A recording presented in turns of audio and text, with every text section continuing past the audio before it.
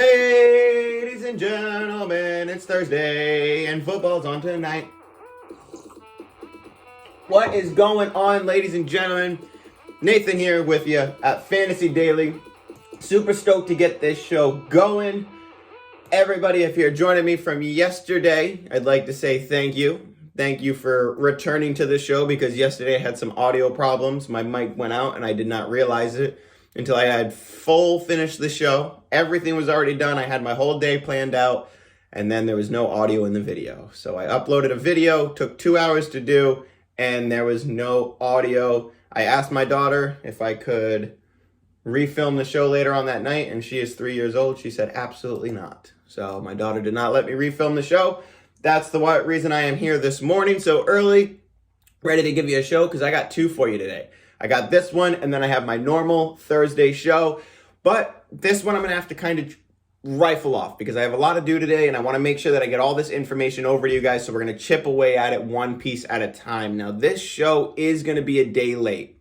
Unfortunately, in fantasy, day late usually means dollar short. So I don't like that I'm putting this show out today because it's not going to help as much, but hopefully somewhere in this information you can get some sort of rankings on how you did going into the week, whether there's a need that you can backpedal or something like that. So as much as this is a day late, I still wanted to get out there for you guys because I know that trades are a big thing going around right now. That's a huge topic on TikTok. Anytime I post something on TikTok about trades, it not blows up, but it gets the most attention. So people love trading. It's one of their biggest things.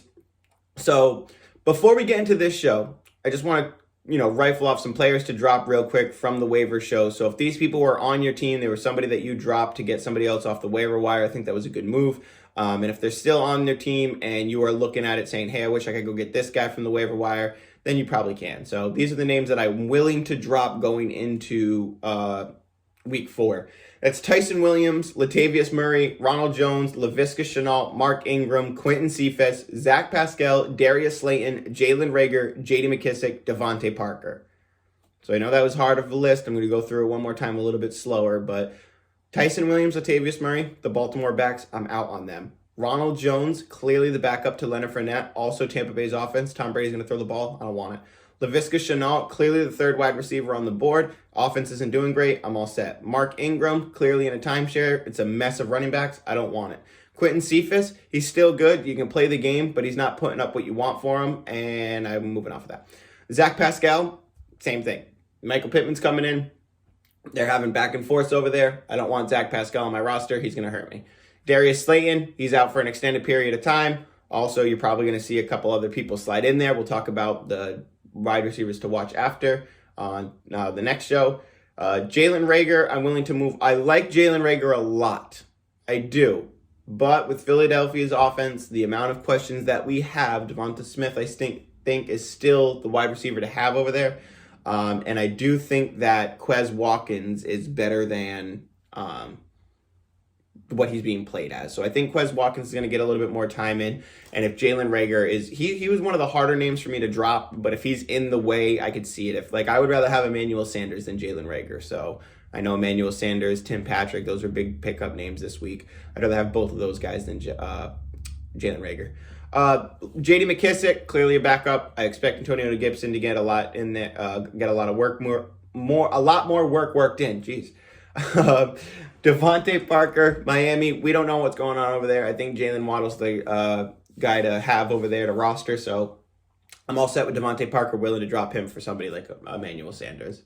So those are the names right there. And now I want to get straight into trades because we have a lot to talk about. I have 20 gold players and I have 20 players that we were talking about a lot on TikTok. A lot of questions asked there. A lot of people text messaging me and stuff like that. Personal friends asking me questions and stuff. So I'm going to go ahead and take the biggest names that I have and the biggest names that I'm looking at and a lot of people are talking about. And then I'm kind of just give you where I am on them. You know what I mean? That way I feel like it's easier to encompass where I am on them to show you where your value should be or could be. But it's a lot harder than me going into each comment and saying I would trade him for this guy, I would trade him for that guy, I would trade him, wouldn't trade him. You know what I mean? So Me personally, I'm going to kind of go through here, just give you my thoughts on them, hopefully rifle them off, and then you guys can have an idea of how you feel about these people and, kind of rank them in your own mind where they would be. But before that, I'm going to get into my 20 gold players. Now, these are 20 players. I have 10 wide receivers, 7 running backs, 3 tight ends. These are the 20 players that I am not trading. Absolutely not trading. But with me saying I'm not trading them, remember that everything is always for sale. Everything is always for sale, depending on what the right offer is. Devontae Adams, Christian McCaffrey, Dalvin Cook, those are like 3 players that I really wouldn't move for anything.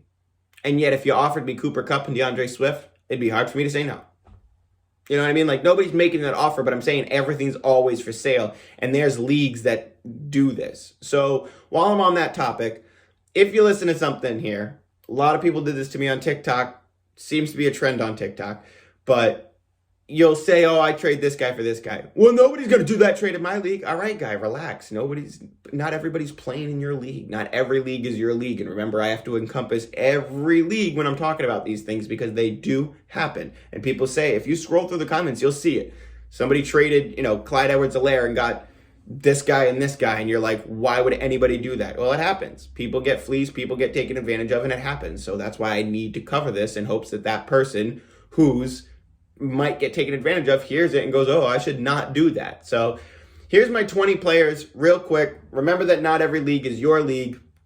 And here's my 20 players that I am not trading unless the box glows. I need the box from Pulp Fiction when I trade one of these players. It has to open, glow in my face in order for me to hit accept. So let's go. Let's rifle them off. The 10 wide receivers: Devontae Adams, Cooper Kupp, Stephon Diggs, Mike Williams, DeAndre Hopkins, Tyreek Hill, Keenan Allen, DJ Moore, CeeDee Lamb, Justin Jefferson.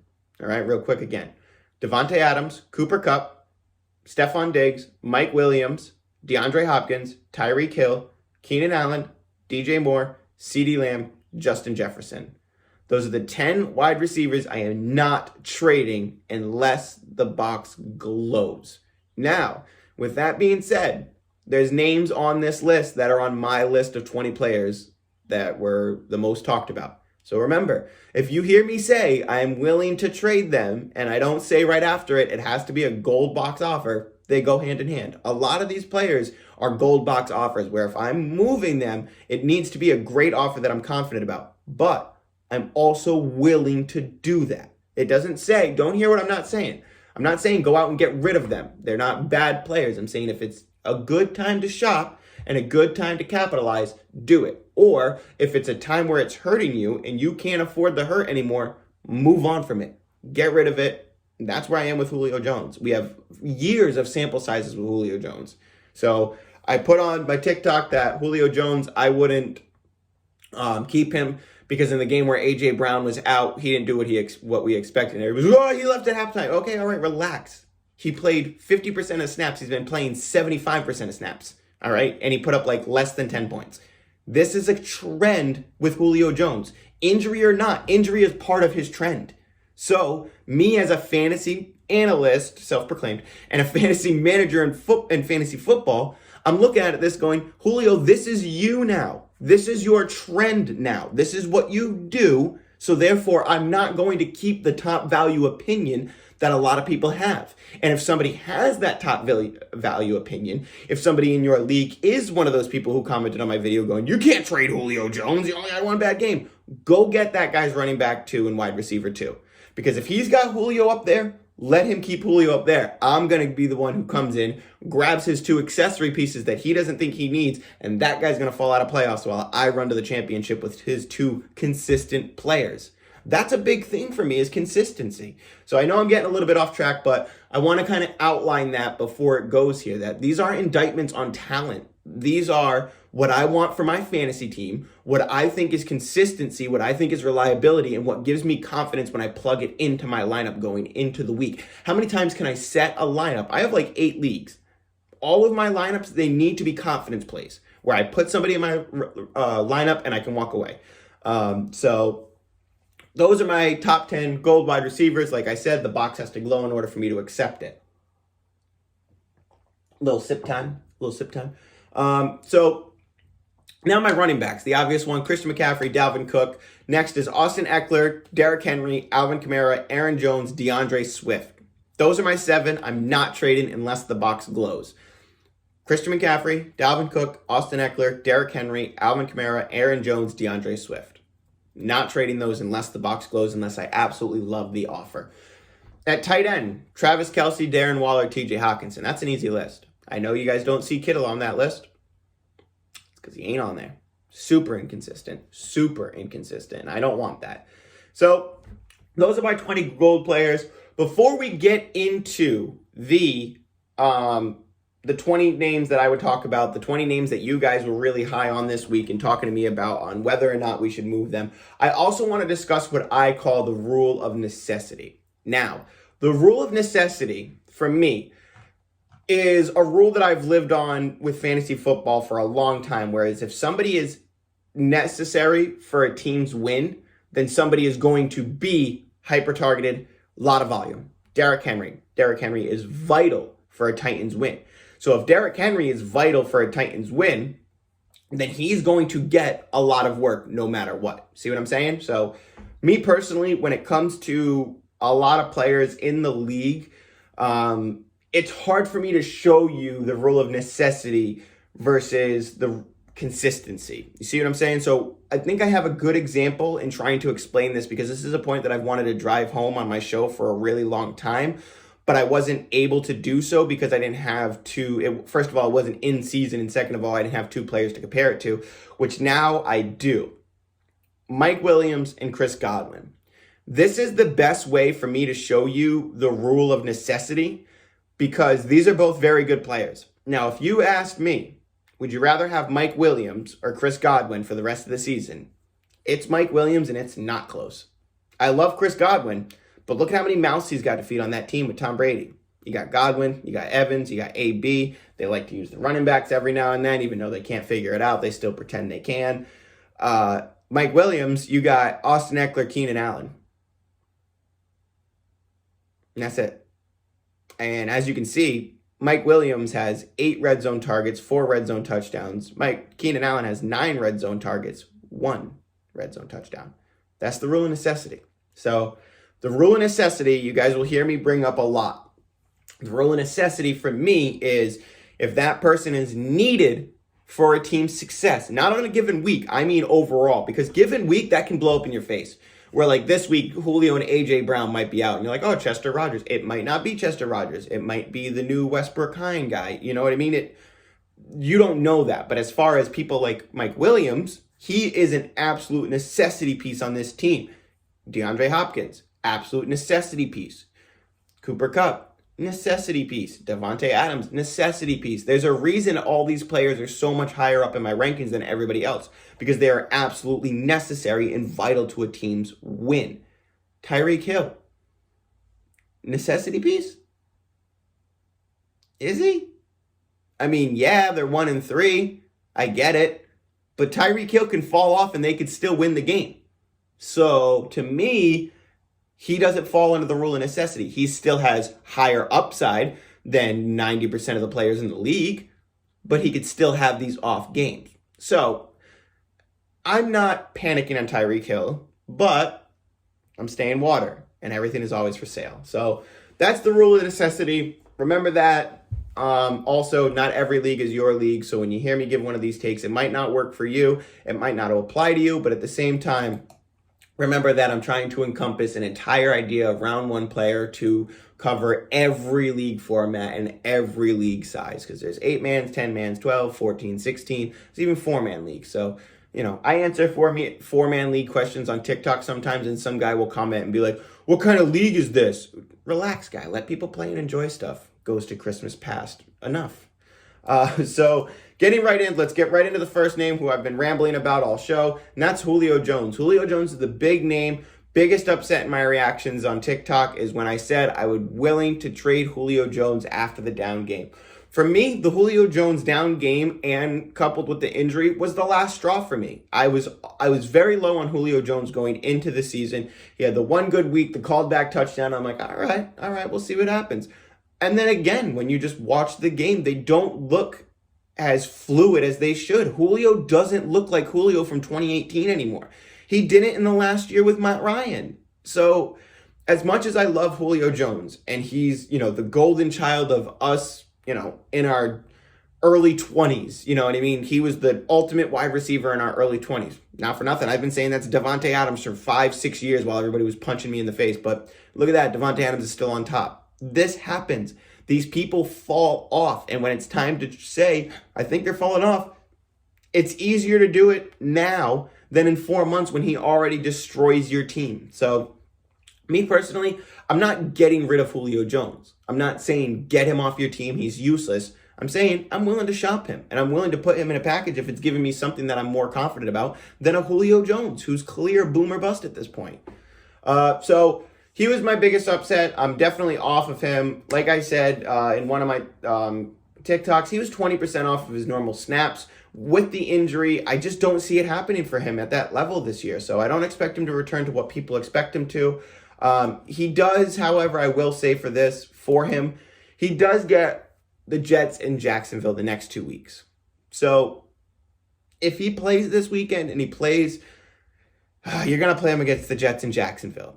But I'll tell you what, if he plays against the Jets and Jacksonville and he has bad games and A.J. Brown isn't in both of those, good luck trading him after that. So that's kind of where I'm at.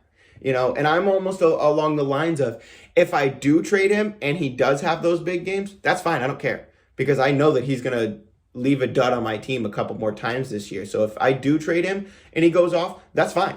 I don't care, as long as I get the return piece that I want. You know what I mean? So that's why I'm saying, don't go out and get rid of him. Get somebody that you're confident about, that you're happy about, but at the same time, I'm willing to move these people. Next is Tyreek Hill. Again, everything's always for sale.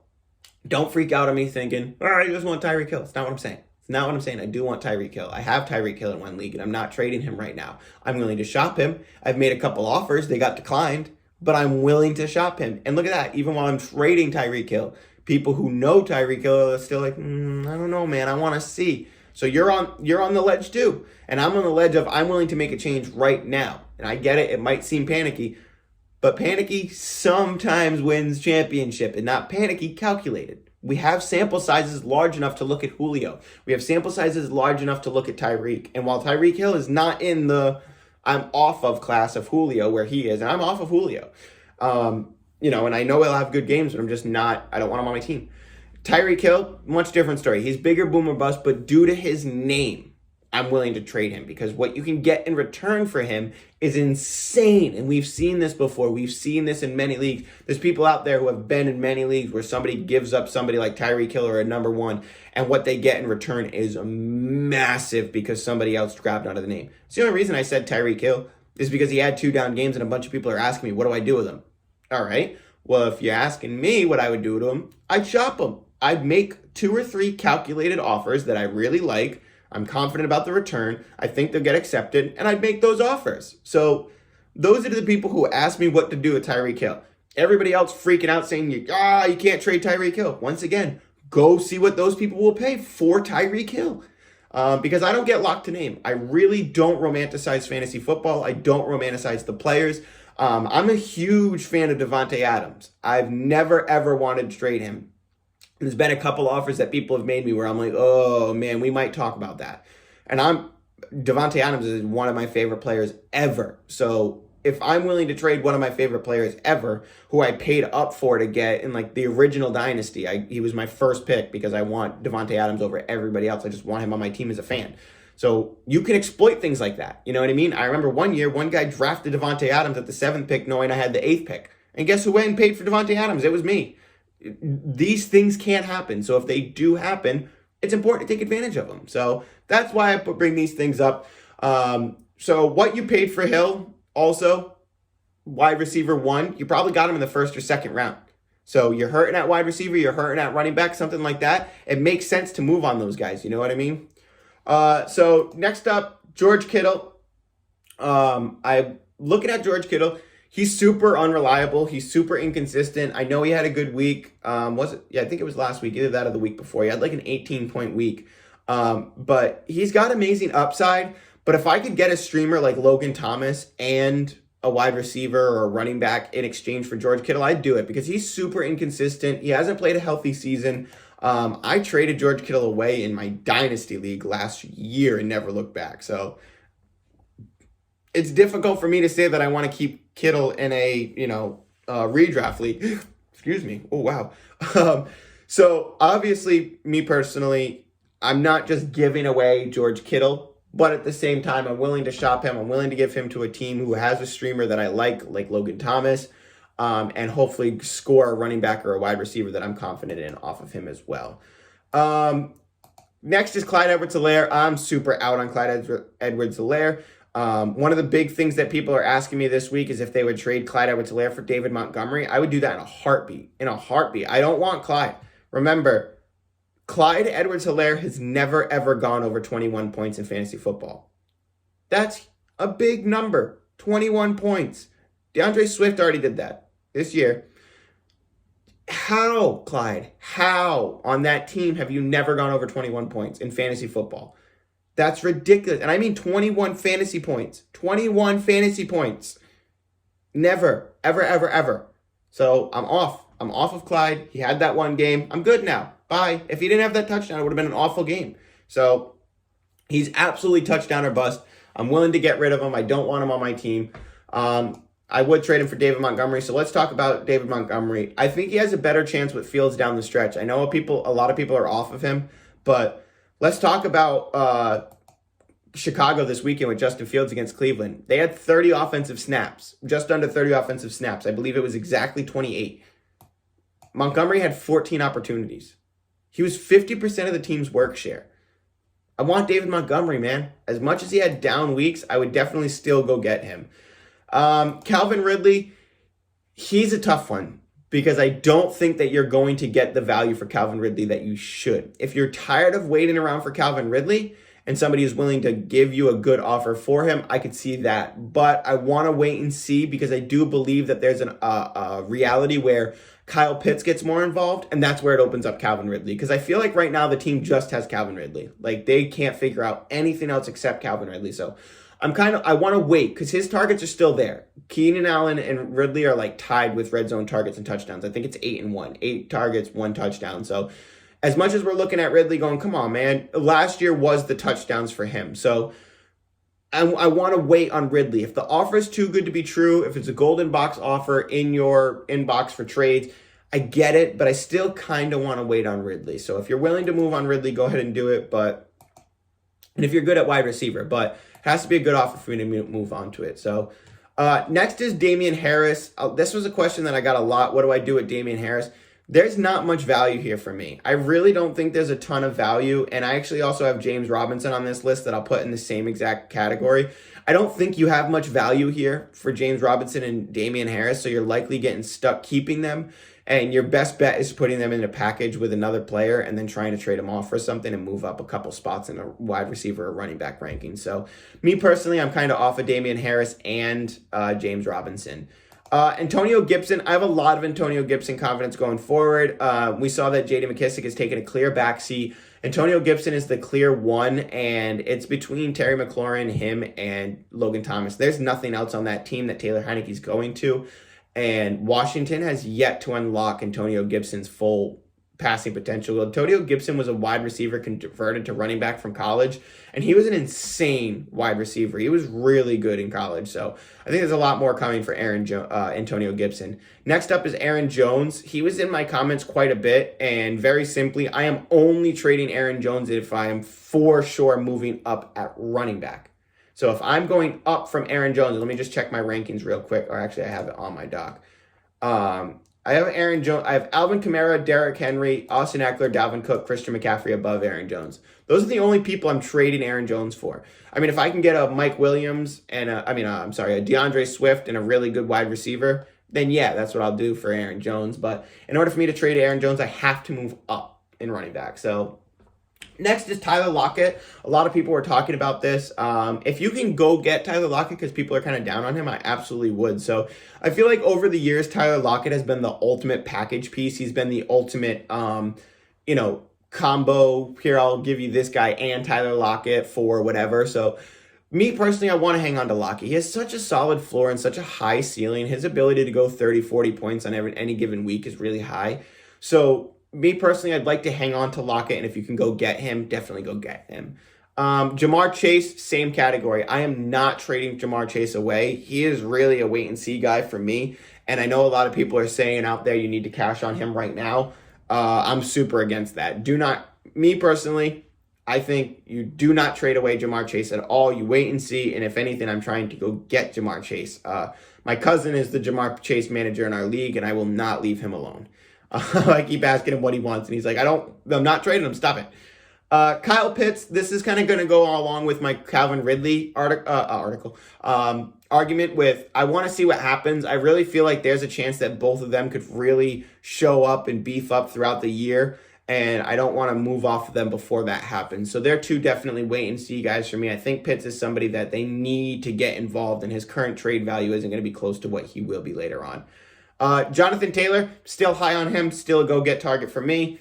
Courtland Sutton, this is difficult for me because I want Courtland Sutton, but we don't know what's going to happen when Jerry Jeudy comes back. I still think Tim Patrick's going to be pretty far involved, so I think Courtland Sutton and Tim Patrick could be flexing in and out every week where Jerry Jeudy comes back, or maybe Courtland Sutton takes the one role for while Jerry Jeudy is still kind of banged up. So there's so many avenues that Courtland Sutton could take that I really don't want to trade him, but I could also see due to my uncertainty, I want to trade him now. So if you have the luxury at wide receiver and can let go of him now while that person gets the benefit of having Sutton while Judy's out, then I see that. But if you're hurting at wide receiver, I definitely want to hang on to Sutton because I think he has like top 20 upside going into the end of the year. Zeke's only on the way up to me. So if you can go get Zeke, definitely do it. If you have Zeke, I wouldn't trade him. I really wouldn't. So if you're on the opposite, you think he's moving down, you think you want to cash in on the game, sure, I disagree. So Joe Mixon falls into the class that I'm only trading him if I'm moving up again. So I definitely want to wait and see. I think he's going to be a good player tomorrow against Jacksonville. So I really like Joe Mixon in that game. I don't want to trade him. James Robinson, I already talked about. Chris Carson was one that I saw on a couple TikTokers where they were saying you got to cash in now. Don't do that. Me personally, if you look at his box score and everything, he's been super consistent, super reliable. The targets and rushes, great baseline, great floor. Somebody like that is hard to find. Somebody who puts up, and he's not blown up. It's the David Montgomery effect from last year where he's not blowing up, he's not going crazy, but at the same time, he's giving you a consistent floor on your team where you can work around everybody else, and he's going to keep you afloat. So me personally, I'm not moving off of Chris Carson. And if somebody thinks that they can cash in on Chris Carson now, sure, be careful what you're trading for him. But at the same time, I'm definitely willing to go get Chris Carson. Odell Beckham, this is the last name I have on my list before we close out the show. And it's simple. You guys know me. I don't like Odell Beckham on my fantasy team at all. I love Odell Beckham Jr. I got his Giants jersey. I'll never sell it. I wear it with pride sometimes. But in fantasy football, I don't like Odell Beckham. He's super inconsistent. The team doesn't know what they want to do. Jarvis Landry is going to come back in a few weeks. He's on IR, so he's going to miss 3 weeks. But for now, I guess you can keep him and keep firing him up in the next few weeks. But if I can trade him, I'm definitely going to do it as soon as I can. I don't want Odell Beckham on my team. And as far as people thinking that he's going to come back and be I don't see it. I don't see it with Odell Beckham. So it's sad for me to say. I'm a big Odell Beckham fan. I'm a big fan of a lot of these guys who I'm saying trade, but when it comes to fantasy football, you're either playing or you're going after championships. And we ain't playing over here on Fantasy Daily. We're ready for these championships. Everybody, thank you so much for joining me. Thank you so much for your patience on this show for not being uploaded yesterday. That is my trade show. I got one more episode for you later. I got to go ahead and put it together, but it's going to be Ron right after this one. Everybody, thank you so much, and we will see you all soon.